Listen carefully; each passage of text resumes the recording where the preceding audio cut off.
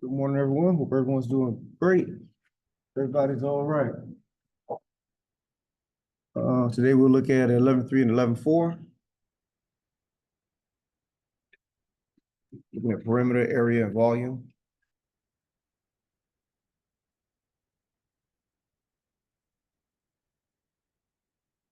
So, hey, how you doing? So we'll look at all three of them in comparison to each other first, and then we'll look at using them in formulas and examples, whatnot. Hello, sir.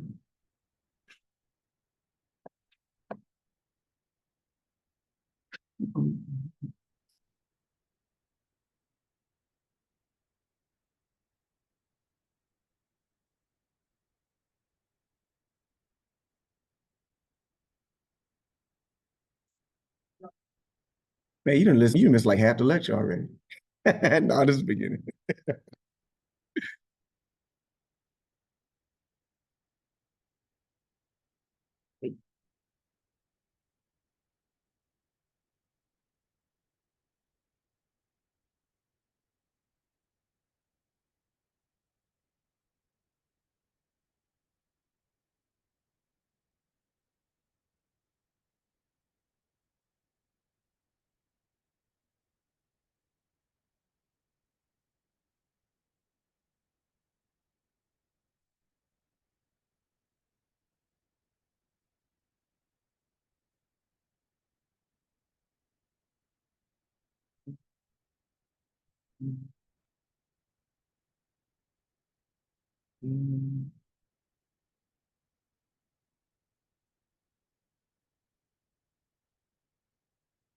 All right. So like I mentioned before, just trying to give everybody a chance though to go ahead and get settled and get in.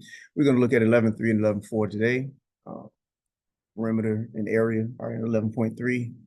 Volume, surface areas in 11.4. And so we'll look at a comparison of all three, perimeter, area, and volume first, and what they mean in reference to each other. And then we'll go ahead and use formulas and whatnot as far as some examples are concerned. So we'll look at a rectangle. So for the perimeter, you don't necessarily need a formula for the perimeter. All you're doing is adding up all your sides. So the perimeter, if you look at here, the cop shows and he says set up a perimeter around the area, whatever, we're talking about the outside line, a border. And so some shapes do have a formula though. And then when you talk about shapes and their formulas, each shape has its own formula. And that's for all of these, whether it's perimeter, area, volume, each shape has its own specific formula. Those formulas do not change. So if you were to ask Siri, Alexa, you were to go to Google, whatever the case may be, these formulas are going to be the same. Even, of course, if you go to your book, it'll be in your book. So the formula for the perimeter of the rectangle is P equal to 2L plus 2W. That's 2 times L plus 2 times W. And once again, though, when it comes to the perimeter, if you do not know the formula, you can always just add up your sides and you'll still get the same result.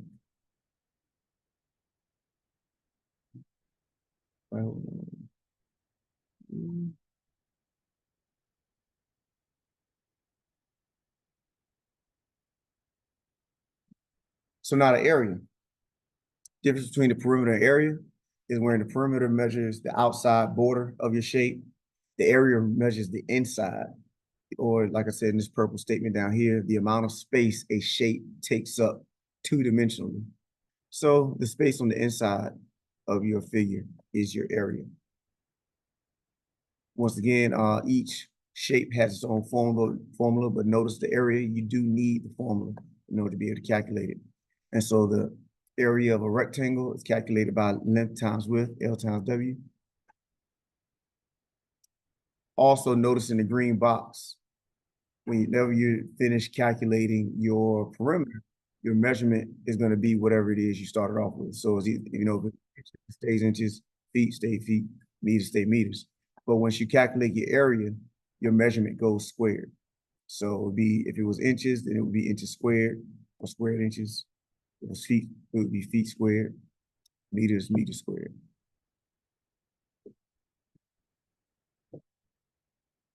So once again, your perimeter, after you're done calculating, will stay in that measurement.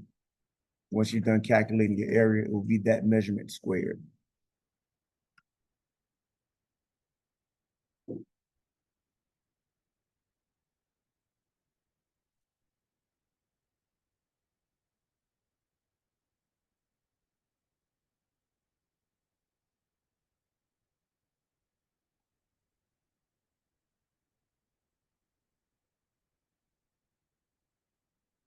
All right, hold on to perimeter.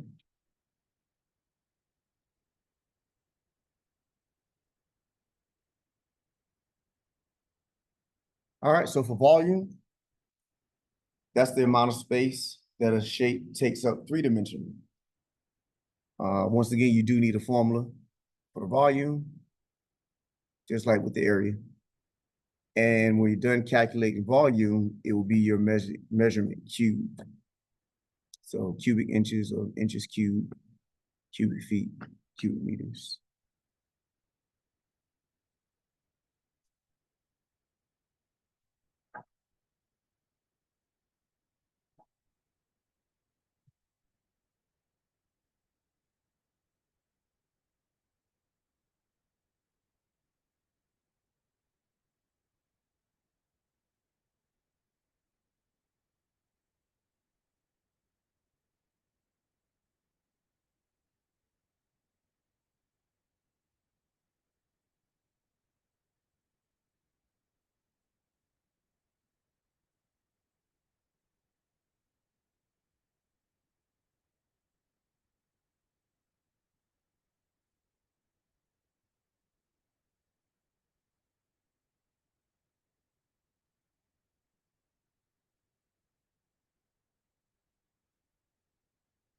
Yeah. Don't know if I said it or not, but volume is length times width times height. When you're looking at the volume of a cubic rectangle. You say cubic rectangle? Yeah, no, anyway. Three-dimensional rectangle, say it like that. Not cubic rectangle, three-dimensional rectangle.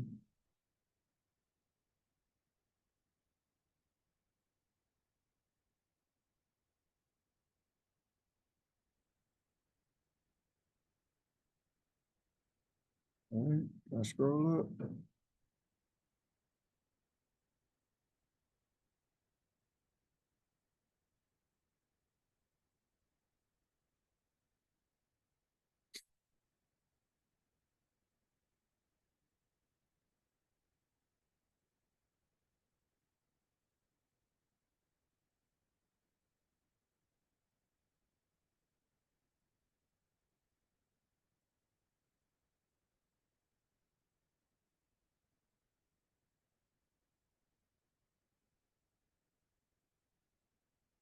All right, so first example, ask us to find the perimeter and the area. And so we're gonna go ahead and look at a rectangle. Notice you cannot find the volume of this shape because you don't have that third dimension of height. So you have to have your in order to be able to go volume. So our length, which is normally our longest side, is 30 inches. Width is 20 inches. Are done with the volume? Still on volume? All right, not a problem. I'll wait.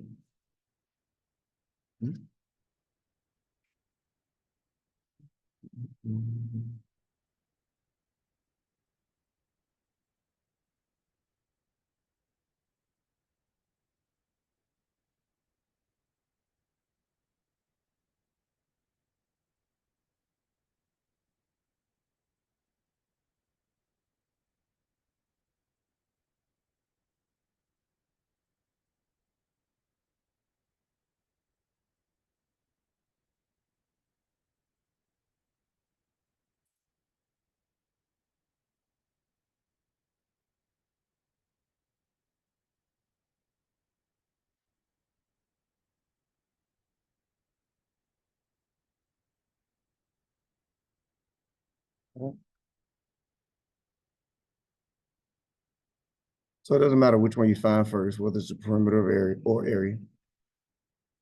So I just decided to go ahead and calculate the perimeter first. Perimeter is 2L plus 2W.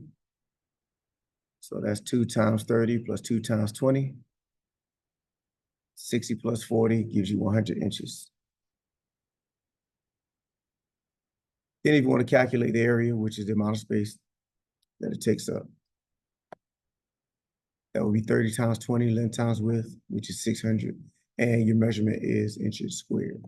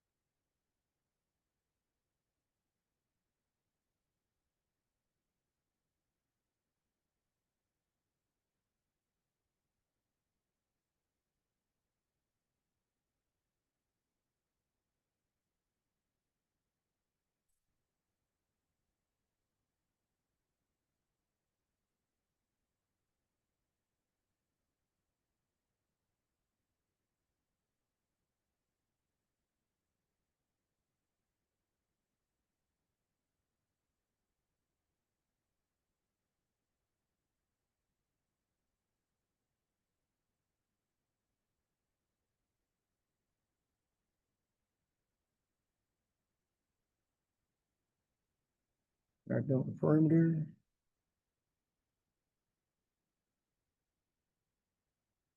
Right.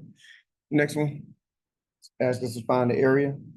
So this time we have a triangle. So notice the formula is different for a triangle than it is for a rectangle. Remember, every shape has its own area formula. Every shape has its own volume formula and perimeter formula for if it does have one. Right. So to find the area of this triangle is 1/2 times base times height. So our base is normally the bottom side of our triangle, so that would be 12. Our height is from the base to the top of that triangle, so that's 6. So it's 1/2 times 12 times 6.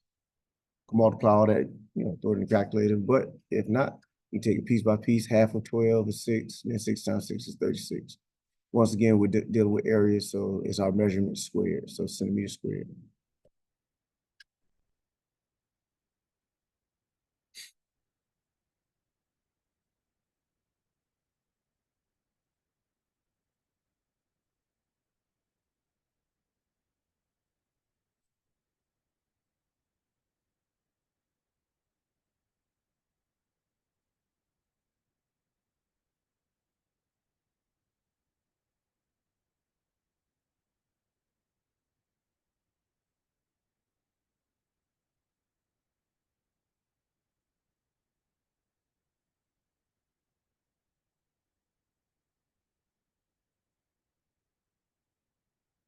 Okay, we'll hold on to the area up top.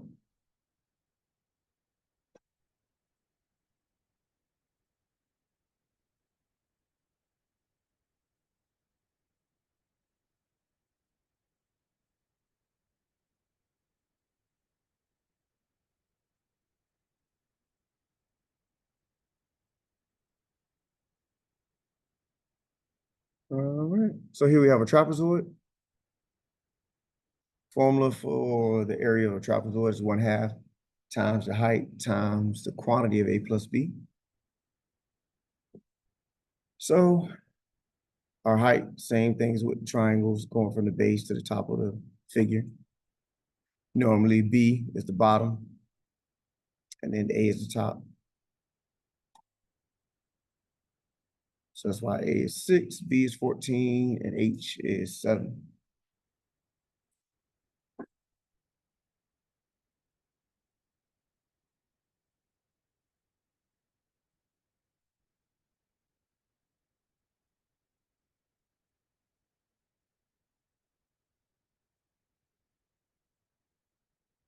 Plug in the values accordingly. This is 1/2 times 7 times 6 plus 14. So once again, you can put in your calculator this way, or you better go step by step using order of operations. You do what's in the parentheses first, which is 6 plus 14. That's 20. And then half of 20 is 10. And 10 times 7 is 70. If I go up too far on that other one, let me know. And once again, we're dealing with area, so our feet would be feet squared or square footage. Now you could have did 1/2 times 7, which is 3.5, then 3.5 times 20, still give you 70.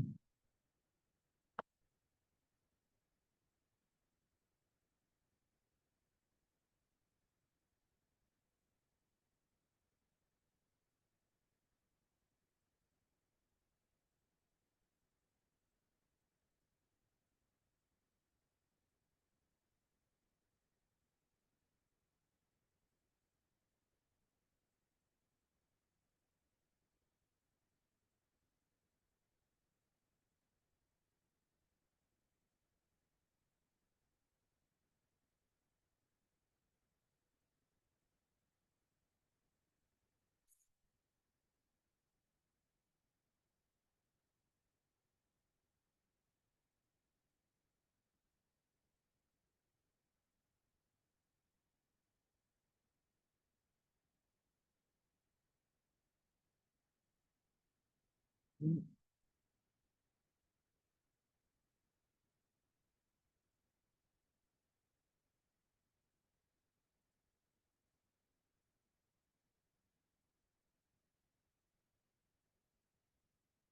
right, everybody done with trapezoid?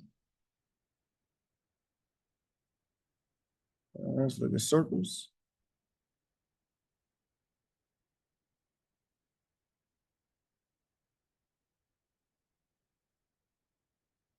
So when it comes to circles, there's two ways that they could give you the information. They could either give you the diameter or give you the radius, and they may not necessarily say the word diameter or radius, but they may give you the figure in this form, and they expect you to know what it is that you're looking at. So if they give you a circle with a line going from end to end, or a point on the circle to another point on the circle going straight through the center, that's considered your diameter. And then from the center to another point on the circle, that's your radius. So the relationship between the two is that the diameter is 2 times your radius, and the radius is half of your diameter. So if you have one, you can always calculate the other. And that's what I got over here in the green. So if you knew your diameter was 30, take half of that, your radius is 15. Or if you knew your radius was 7, if you multiply that times 2, your diameter is 14.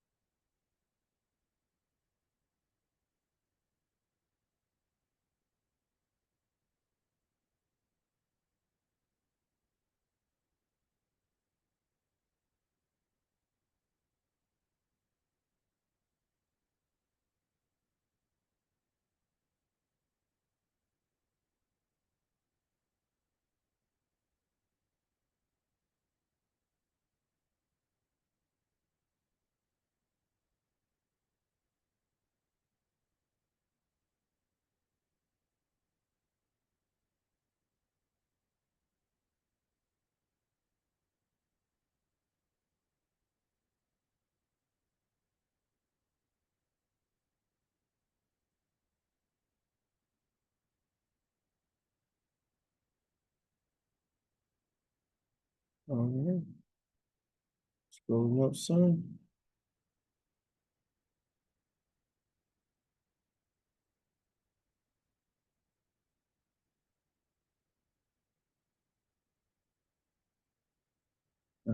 So to be able to calculate figures that have circle around it, basically rounded figures, we use what we call pi, and that's a irrational number that goes on to infinity, is 3.1415, blah, blah, blah, blah, blah. So to calculate the circumference of your circle, in other words, the outer border, the outer line, is 2 pi r. That's basically you're going to be your perimeter for your circles. Remember, with the perimeter, you add up all your sides, but circle doesn't have sides to be able to add up. So we call that the circumference. 2 times pi times r. And then to calculate the area, it's just pi r squared.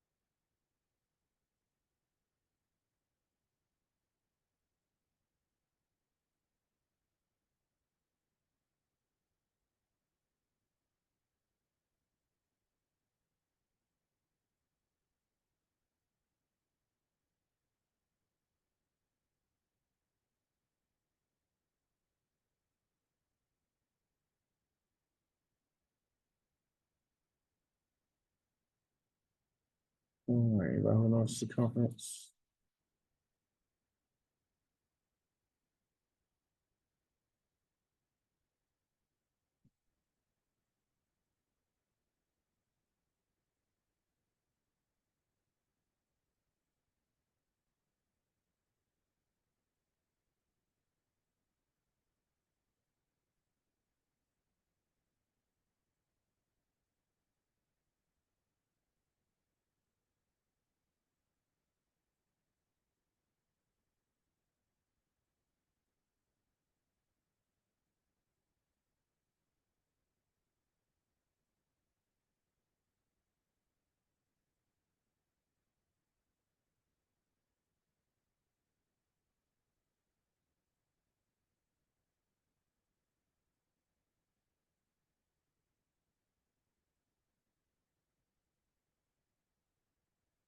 All right, so it gives this figure right here. It wants to find the circumference and the area of this circle, give it the exact and the approximation. We'll talk about what that means in a second. So they give us the circle right here. We have the 20 inches, and it's going from end to end or point to point in your circle. So that means that's going to be our diameter. But according to our two formulas, we need the radius. So we take half of 20, and that's 10 inches, and that is going to be our radius.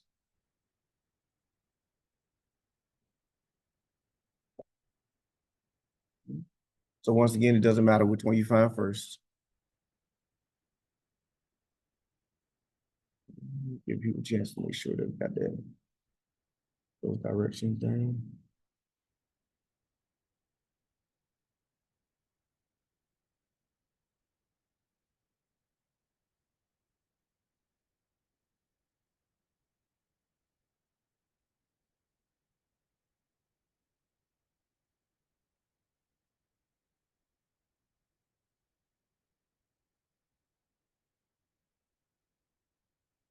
Yeah, let's see directions.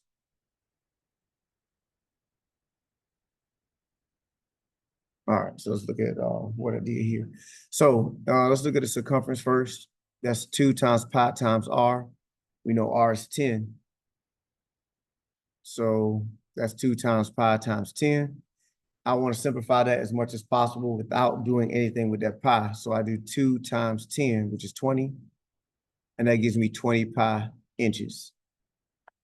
So that would be your exact answer there, 20 pi. So when you simplify your answer as much as possible with pi still there, that's your exact answer. All right, that leaves room for the reader. They had 20 pi to take out that 3.1415 all the way to as many decimal places that they want. But once you round it, it's called your approximation. So you put in your calculator 20 times pi, and then round it to however many decimal places Weber sign I want you to round it to.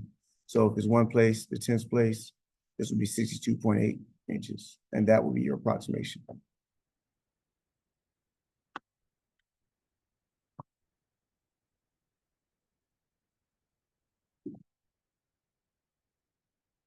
So same thing when it comes to your area.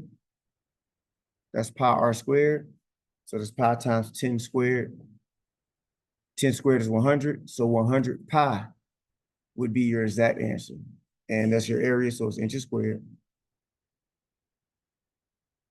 Then multiply that 100 times pi and round it to the 10th place. In this case, that would be 314.2 square inches.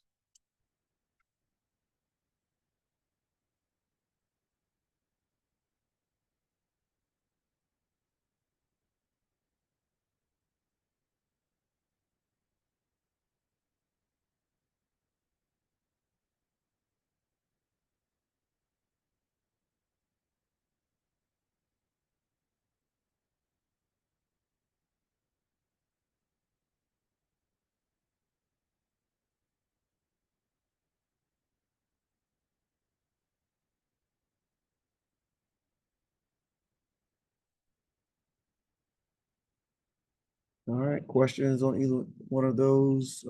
Exact versus approximation. Everybody good?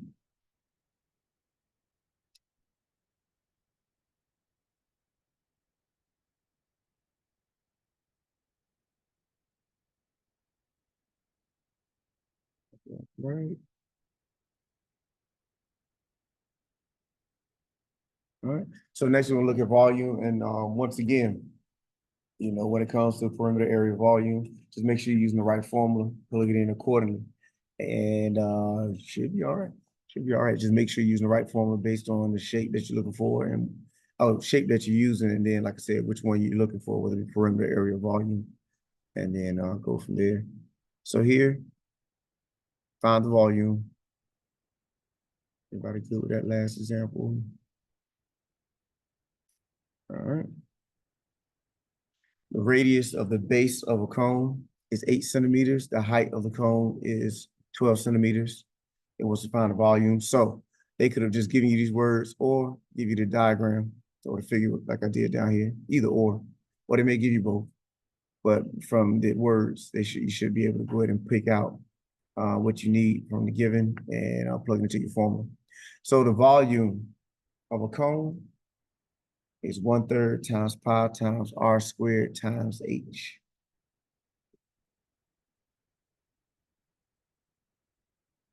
So they give us r to be 8 and h to be 12.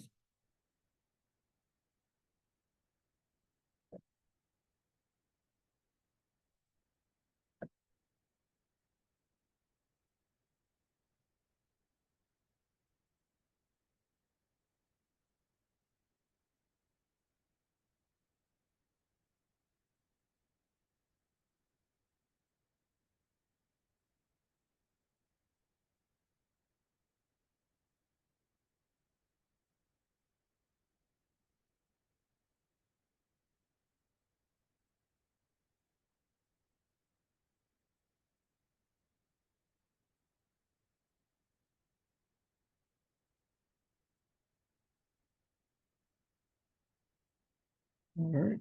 So it's 1/3 times pi times 8 squared times 12. So once again, you can throw it all in the calculator. Just make sure you're careful with the pi part. You want to simplify as much as possible without pi. Just in case if they ask you for the exact answer. So 1/3 can go into the 12, leave it 4. 8 squared is 64. 64 times 4 is 256. So that's just me doing it, on the board. But like I said, you can use your calculator. And then that means the answer simplified as much as possible is 256 pi. And that would be your exact answer if they ask for it. But then multiply 256 times pi, and that will give you 804.25. And don't forget we're dealing with volume, so that would be cubic centimeters.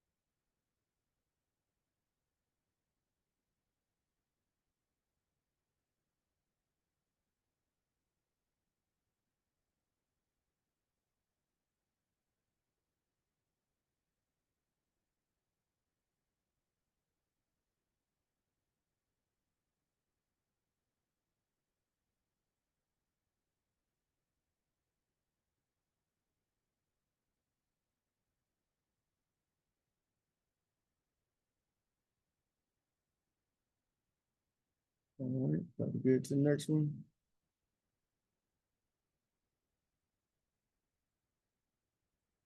Here we have a cylinder. And notice how this figure gives you the diameter. If you go back to the last one, notice that one gave the radius, stopped in the middle. And so this one gives us a diameter. And looking at our formula for the cylinder, excuse me, is pi r squared h. So we need the radius. So we take the diameter and divide by divide by two, excuse me. And that'll give us 3. Take the 6, divide by 2. That'll give us 3 for our radius.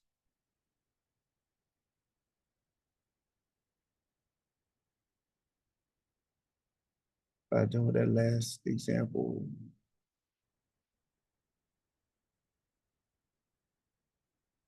All right. So, excuse me. So your volume once again is pi r squared h. R is 3, so that's 3 squared. H is 4.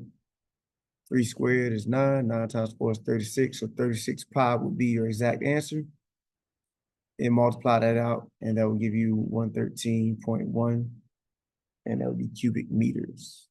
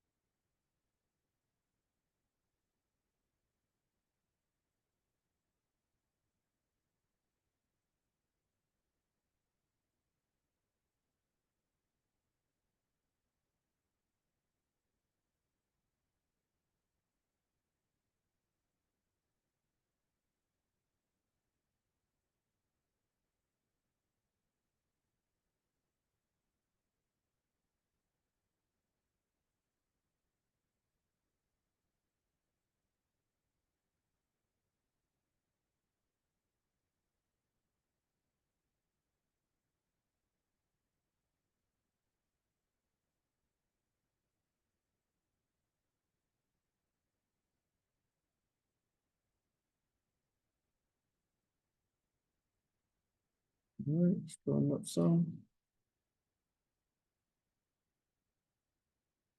I know at least one more.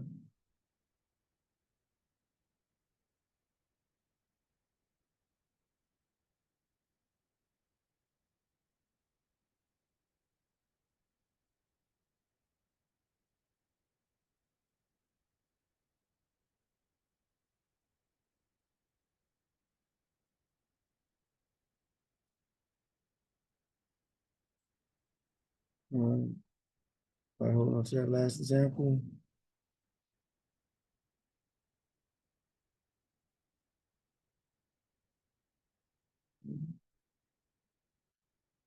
All right, so the diameter of the base of a cone is 5 meters, and the slant height is 4 meters. Find the surface area of the cone. So in this case, we're looking at surface area. Once again, it's just another formula. So you need to look it up, and you look up the formula for the surface area of a cone. You know, so we have D is your diameter. They gave us to be 5, and L actually represents slant height. In this case, not length. So when you look at these formulas, they'll tell you things different than what it normally is, or whatever the case may be. So that's pi r squared plus pi rl. They gave us the diameter, so we need r. Half of 5 is 2.5. And you plug those values in accordingly. I'll give everybody a second before I keep moving forward.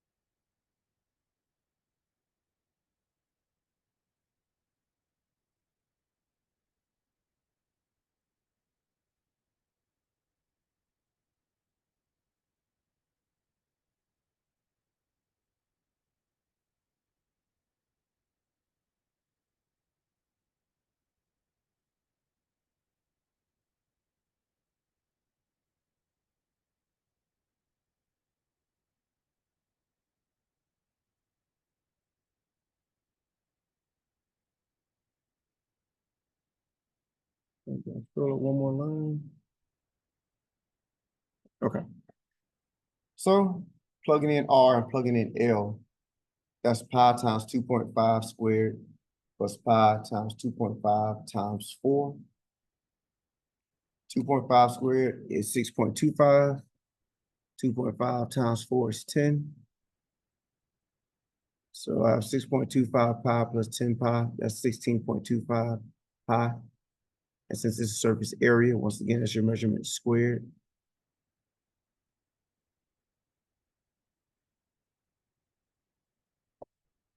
And 6.25 pi, once you multiply that out, will give you 51.05.